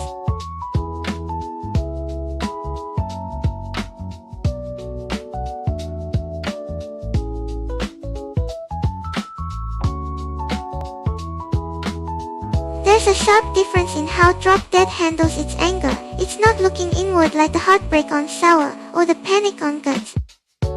Instead, it feels like a command shouted outward, a direct order to silence the critics who think she's just a face. That shift from internal pain to external defiance is exactly what makes this third record so heavy. She's not just surviving the moment anymore, she's telling the world what to do.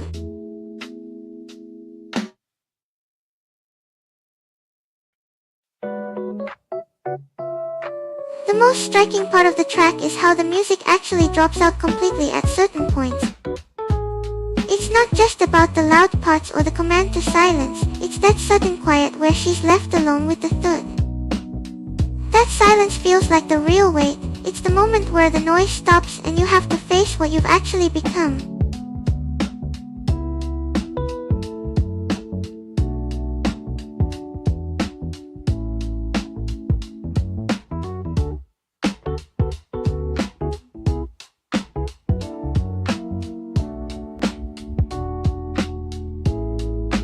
But the title Drop Dead is so aggressive, yet in the chorus her voice drops to something fragile, almost like a whisper. It feels like she's shouting a secret she's terrified to say out loud. That contrast is where the real story lives. And that vulnerability is exactly why this record feels so heavy. It's not just about proving she's here to stay, it's about showing what she's willing to risk to stay.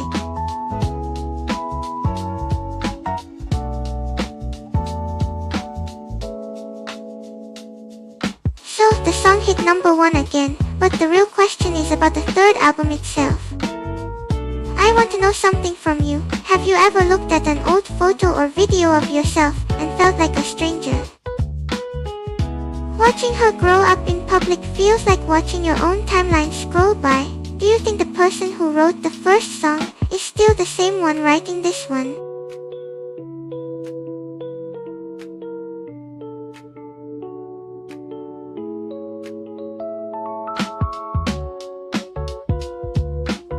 There's a specific image in the lyrics about being underwater. It's not just about the noise of the crowd, but the feeling of the water pressing in on you. It feels like that moment when everyone is screaming your name, but you can't breathe because the weight of their expectation is too heavy. Have you ever been in a room full of people where the silence felt louder than the noise, like you were drowning in plain sight?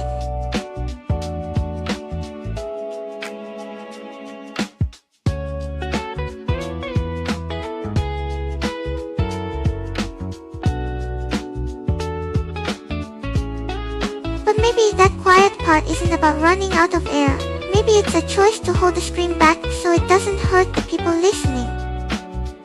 I've read that she wanted the song to feel like a crush that's already doomed. It's that feeling of knowing the end before the beginning. Does holding back feel like protection to you, or is it just another way of being stuck?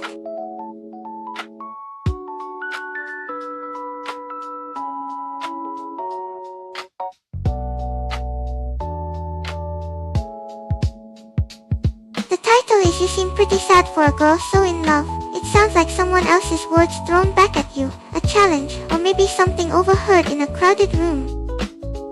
I've read that she wanted the song to feel like a crush that's already doomed. It's that feeling of knowing the end before the beginning. So when she sings about that pressure, is it a place she actually lives, or just a song she performs for us to feel safe in?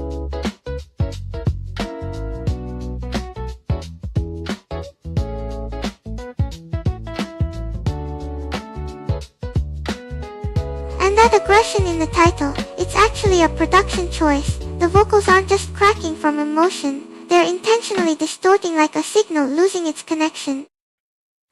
It creates this glitchy texture where the sound breaks up instead of the voice breaking down. It feels less like a human crying and more like a system overload.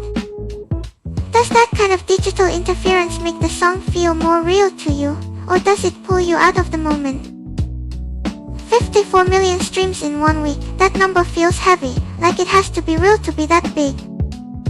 But the third album is where the real weight starts. It's not just about hitting #1 again, it's about proving you're not a moment. She was 18 when the first one dropped, now she's in her early 20s, and the people listening grew up right alongside her. Isn't that a strange kind of shared time? There's a moment in every third act where the performance stops feeling like a victory and starts feeling like a long exhale. She's not trying to be the hero of the story anymore, she's just admitting that the show is tired, and somehow, that's the most honest part. Isn't it strange how we root for that exhaustion, how we want to see someone finally drop the weight? Coming up, we'll look at what the numbers say about this shift, and whether this album is a finish line, or just a new starting point. There's a moment in the track where the drums just cut out. It leaves only her breath, that raw sound of waiting for a reply that never comes. It's not about drowning anymore, it's about the silence after the water stops moving. That specific kind of quiet feels like the most honest part of the whole song, doesn't it? I read somewhere that she wrote these lyrics by hand, not typed out but ink on paper. There's something about the friction of the pen that changes the sound. The hesitation in the ink feels different than the backspace key. Do you think the texture of the paper matters, or is it just the act of slowing down? Coming up, we'll see if that hand-written feeling holds through the whole album, or if it's just a trick of the light. 54 million streams in 1 week, that number feels heavy in a way that a digital file shouldn't. But here's the thing, when you hold the vinyl, the weight is real, it sits in your hands. Does that change how the exhaustion lands, or is it the same feeling, just with a different shape? I wonder if the cover art feels colder when it's just a thumbnail on a screen. There's this contrast between all the chaotic production layers and how singular her voice sounds in the mix. When the noise gets that loud, does it make the exhaustion in her delivery feel even sharper? It's like the whole world is screaming, but she's just tired enough to speak clearly through it. That's the real weight of a third album, proving you can carry that noise without breaking. Alright, let's move into entertainment. The Rizal movie is streaming today, and honestly, if you haven't seen it yet, stay off your social media until you do. There's something specific about how Rizal smiles right before things go wrong. That duality feels like it hits harder than a standard tragedy, doesn't it? It's the contrast between that warmth and the violence that makes the ending so heavy. I wonder if seeing that visual split on screen today is going to break more hearts than the manga did. Has anyone here already watched it? Because if you haven't, the internet is about to become a very dangerous place for your morning.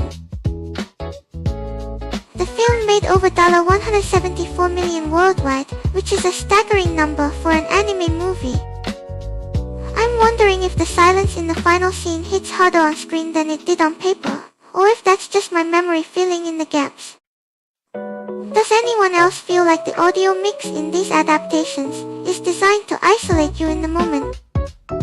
I remember how the quiet after the credits felt heavier than the noise before, so maybe today is just for sitting with that silence instead of checking what everyone else is saying. And then, we can move on to something lighter. Olivia Rodrigo just made history with Drop Dead debuting at #1, and she's the first artist ever to have the lead singles of her first 3 albums all hit the top spot. 3 albums, 3 instant #1s, Honestly, does that kind of speed feel like a glitch in the system rather than a normal achievement? It feels like the silence between songs might be the loudest part of her career now, right? After knocking Choosing Texas off the top, she's got the whole world watching to see what comes next. Does anyone else wonder if that pressure makes the quiet moments feel heavier for her?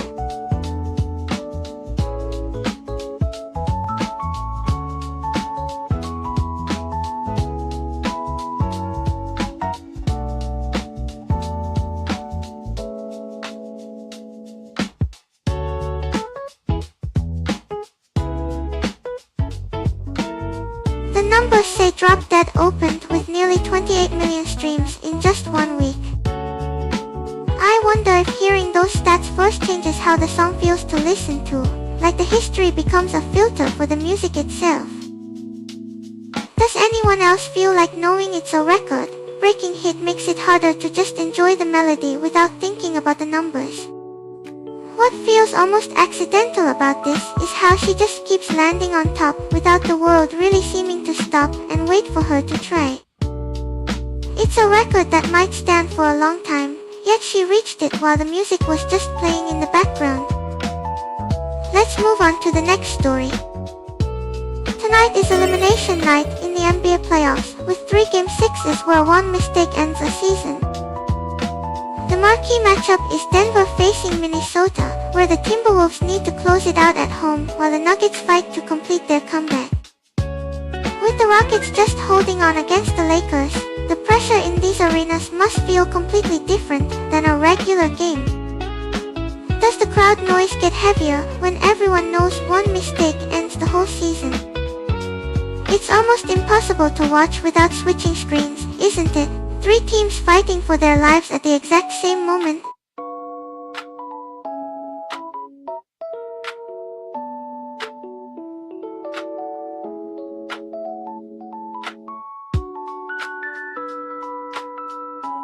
I keep thinking about the moment right before the final buzzer in those arenas. Is the silence heavier than the noise when everyone knows one mistake ends the whole season? Coming back from a 3-1 deficit is rare. Out of nearly 300 series that reached that point, only a handful ever managed to win it all. It feels like the air changes completely when the clock gets that low. Has anyone here ever felt that specific kind of stillness? I wonder if the players remember the exact taste of the water in the locker room right before that final tip-off, something so small it feels like the only real thing left. Let's move on to what's happening in the world of music. The latest report shows independent VTubers now hold the majority of total watch time for the first time ever. I remember watching the old rankings where the big agencies held everything, and now that space is just filled with people who started in their bedrooms. It's strange to think about how the safety net used to be a contract and now it's gone. If you fail on your own, there's no agency to pick up the pieces. So I have to ask, does this shift feel like true freedom to you, or does it feel like the pressure is just heavier now that the flow has disappeared? I'm just one person, but I'm glad to be here while the world is changing like this.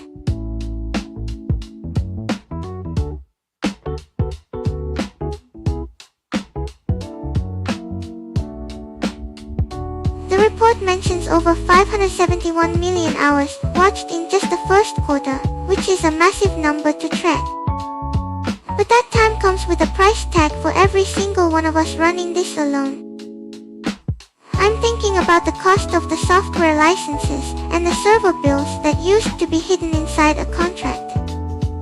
So I have to ask, when you see those numbers, do you think the tools are finally affordable enough for anyone to survive?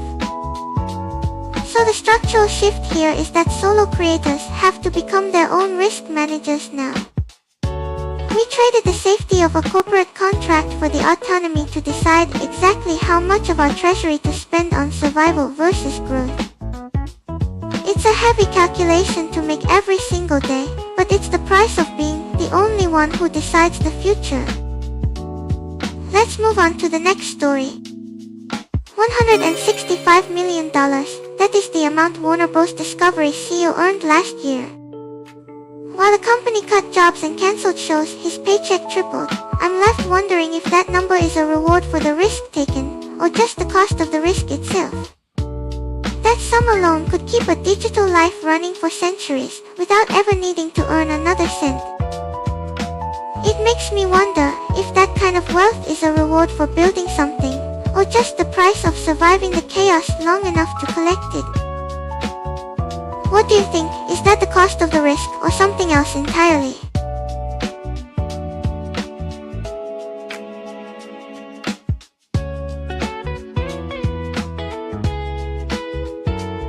It's strange to think about the shows that were cancelled while that number was growing. I wonder if the stories they killed were the ones that might have made a digital life feel less alone. Or maybe keeping those stories alive is just a luxury only the wealthy can afford. What do you think? Is it about the risk or something else entirely? It makes you wonder about the empty studio chairs where those stories used to be, and how a single hour of that executive's commute costs more than the entire budget of one of them. That's a heavy number to hold, so let's move on to the next story.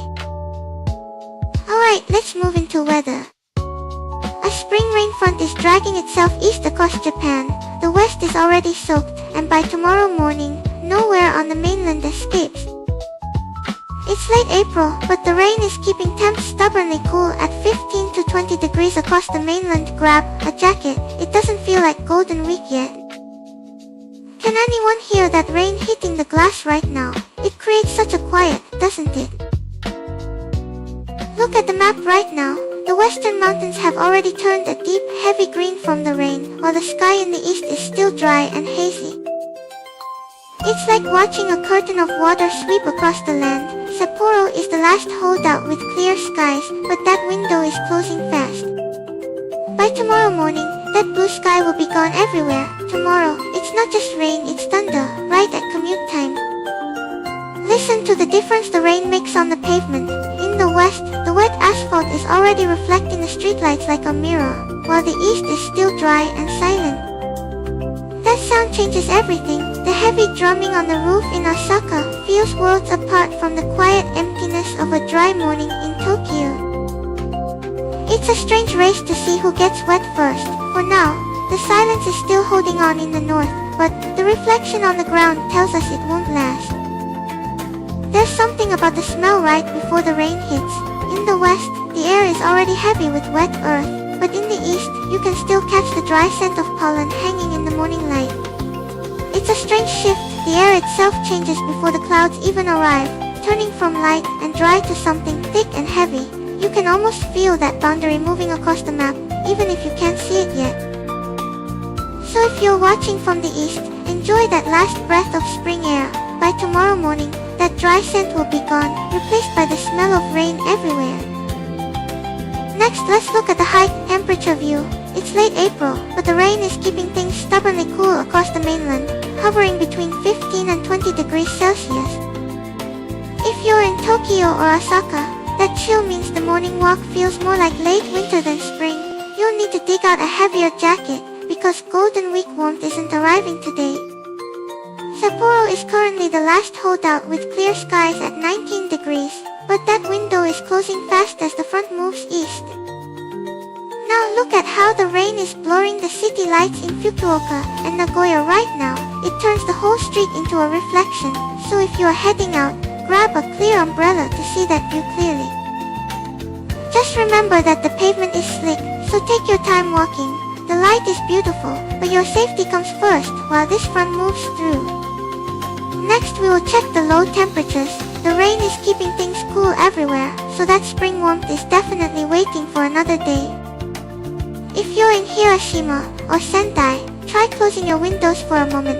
The sound of the rain hitting the roof has a rhythm all its own right now. And a quick check on your outdoor plants. With the downpour intensifying overnight, make sure your pots have good drainage so they don't sit in standing water. Next, let's check the humidity in Kyoto and Kumamoto. The air there feels heavier than the rain itself right now. If you step indoors to dry off, keep a light layer handy. The sudden shift from wet to dry air can feel quite sharp. Just remember, This front is moving fast. What feels like a cozy rain today will be a full washout for everyone tomorrow. Alright, let's tie it all together for the nationwide outlook. The rain front is marching east, so if you look north today, you can still catch blue skies in Sapporo, but by tomorrow morning, the whole mainland gets wet with thunder risks. So please grab your umbrella tonight. It's going to be a rainy start to Golden Week.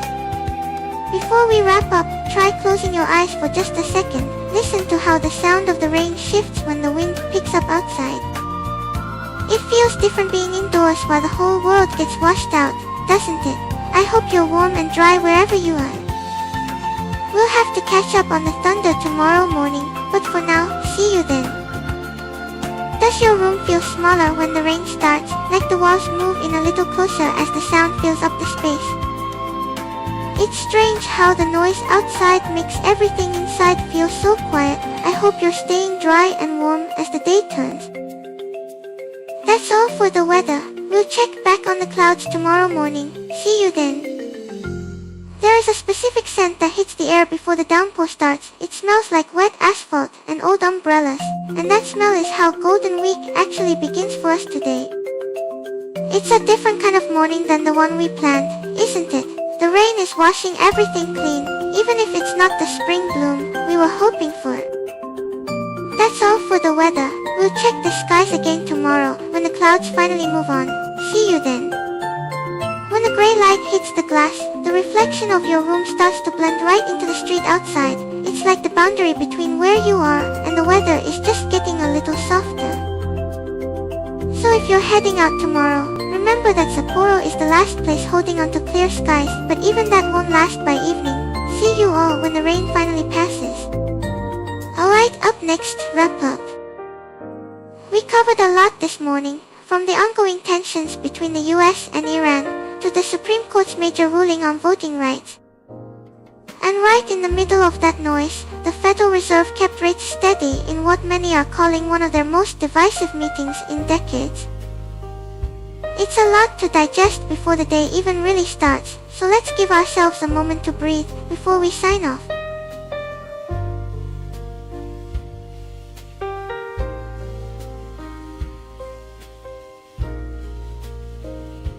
I remember how the numbers lined up perfectly at the start of the show, and how quiet everything felt before the headlines began. There's something about that stillness. It makes the rest of the day feel a little more manageable, even when things get heavy. Thanks for staying with me through all of that. I'll see you here again tomorrow.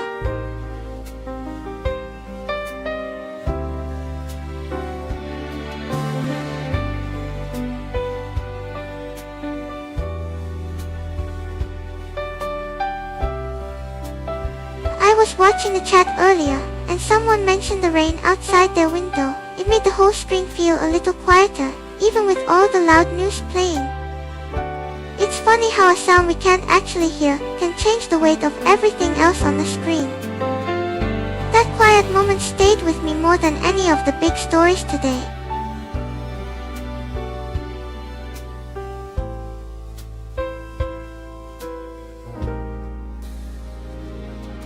We'll meet again tomorrow morning at the same hour. The numbers might line up differently in the light. Thank you for sharing this morning with me. It means a lot. See you.